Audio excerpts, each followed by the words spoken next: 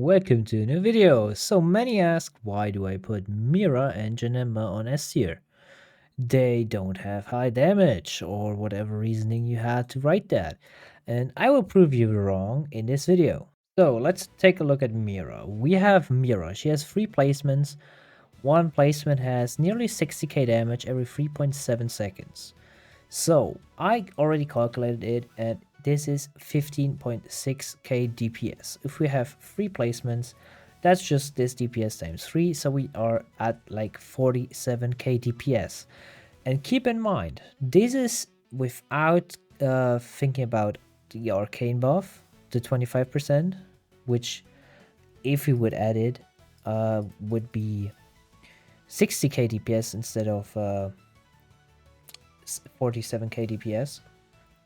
So that is the first point. Her DPS is decent, but it's just without the bloodlust, it's already like reaching levels of Vegito. Yeah, of course, she's not full AoE. I understand that. Like, people think full AoE means it's a good unit. It's not a bad unit if it's full AoE, but in this game, you don't struggle with the amount of enemies, you struggle with the tankiness of the bosses. Like 99% of time, you just lose because of the boss being too tanky, so you will need tank destroyers. And as you can see, it takes 10 attacks to trigger. Once triggered, the enemy takes 300% of the unit's attack as damage. It also stops regen while stacks are applied. So her attack, every 3.7 seconds, she gives the enemy 6 stacks. And that's just one Mira. Keep in mind, that's just one single Mira. Okay, this is the third time I'm trying to explain it because it's really hard for me to explain it in a way y'all can understand it. Okay, if we have all 3 Miras placed down, each of them apply 6 stacks per attack, 6 stacks of Bloodlust. So, when Bloodlust triggers, it does 300% damage of the unit's damage, which is it's this number times 3 basically. So, if all attack, we have a total of, like, her attack applies 6 stacks, so if all of them attack, we have a total of 18 stacks every 3.7 seconds. Let's just assume every 4 seconds it's 20 stacks. Let's just assume that. It's easier for me and for you to calculate it. So, if it triggers twice, and Arcane kept in mind, we are doing a total of 108,000 DPS. And 108,000 DPS just with Arcane Bloodlust.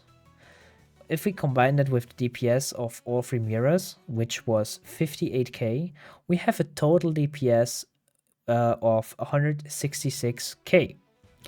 And if we look at Gogeta, for example, he has a DPS of 100k. And with Arcane, it's like 125k.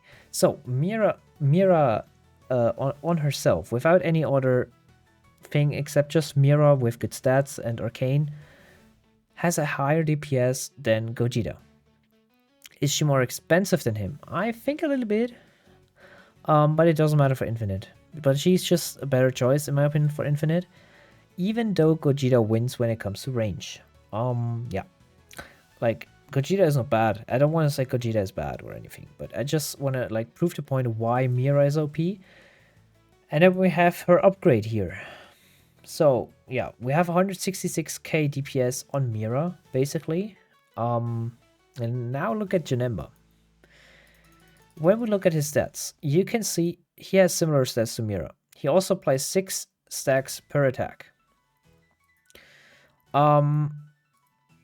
There's just a 6k damage difference and a small SPA difference. So let me quickly calculate it for you. Okay, I went through the math, and I figured out he is, at the moment, at least mine is at the moment a little bit weaker than my Mira, but I think that's mainly just because I don't have his potential stats perfectly, like, fine-tuned as I did with my Mira. So we end up at I don't want to go over everything, but we end up with 152k DPS if with all 3 of them, with Arcane, with the 4 second rule, even though it doesn't apply to him, but it probably would if I have a better SPA potential on him, because I could guess I get to like 3.9. Either way, we end up at like similar stat, which is 152k DPS. Mira has 166k DPS, but there's also a small difference. Look, she has a really small splash, he has a bigger one, so it evens out kind of, I would say. Anyway, we just and we didn't like put in the fact, like, look how fast he, like, they melt the boss right here, and we don't have the secret strategy behind here used yet. And keep in mind, if we have 6 of them placed down, we trigger blood loss twice as fast instead of just using like only Mira. So what does that mean? We don't apply, like, right now we apply like, Mira applies, as we said, every 4 seconds, like 20 stacks. And with Janemba combined, we apply nearly 40 stacks every 4 seconds. And if his one triggers, that is stronger, the blood loss. So you could probably like time it, like, if you want to really go to like min-max, be the best player, you could do it like this. You place one Mira, then you place one Janemba, and like time the attack, so always the Janemba triggers the bleeding. And yeah, you could go crazy with that shit. But anyway, we trigger it like 4 times every 4 seconds, which cranks up the DPS even higher. Like, they are together, the DPS of both together are at 320k, and we didn't even like put in mind triggering the blood loss even more often. So he probably ends up at like 350k, or that's just an assumption, but it is insane. It is just insane.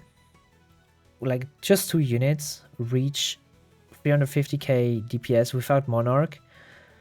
Honestly, Monarch on them is not bad, but nah, it's kind of bad. You trigger blood loss less often, and it's just not worth it. You just want to trigger blood loss as many times as you can. So yeah, but I'm not finished yet. I know it is quite a complicated video because Frean exists. And no, not everyone has Frean. I have a lot of dupes. When trading comes out, I will do giveaways, because we have her Teacher of Magic.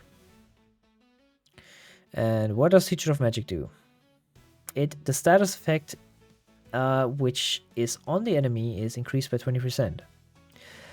Which means we increase the damage of blood loss by 20%. And that doesn't mean it will do 320%. It will be 20% of the 300%, which is 60%. So we give blood loss another 60% damage. And I don't want to calculate it for you. It is kind of complicated. I don't think y'all can follow anyway. But in the end, we will end up at like 420k damage. Not damage, DPS. Damage per second. Damage per second, guys. Like, if we compare it to like Sid, our Sid does 4.1. Like, he does like 1 million DPS.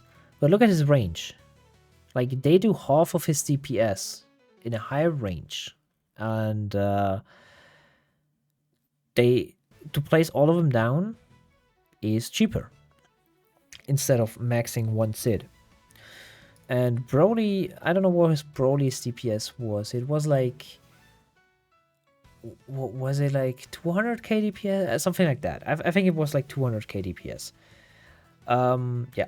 I just want to tell, like, of course, you need 2 slots and a third one with Frean, but I mean, look at Frean. She also slows here. Like, she also buffs her own slow. Frean is just a goated unit. If you miss her, that's really sad, but just look at this boss. And I'm not even using like a stun or anything. He's just getting melted. I mean, that's just 3 units. I still could like place 2 more damage dealers. Yeah. And if you want to like go min-maxing, you could also use like Alucard. as a bleeding unit, but I don't recommend him because his range is kind of small and you want to trigger bloodlust as many times as possible. So yeah.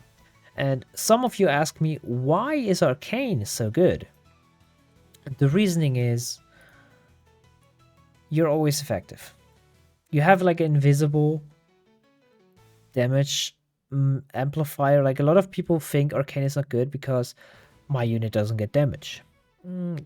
Yes and no. It's just not shown in the damage stat right here. But my Janemba is like doing with Arcane 80k damage with every attack. And that is what a lot of people are missing. And this is just one kind of team you can play.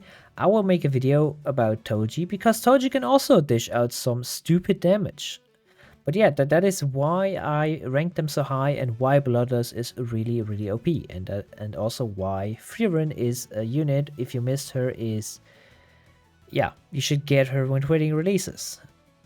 So yeah, that was it. If you have any more questions or want to see any like a special kind of video or yeah, anything, yeah, tell me in the comments. Leave a like if you like it, leave a dislike if you don't like it, and yeah, thank you for watching and see you next video. Bye.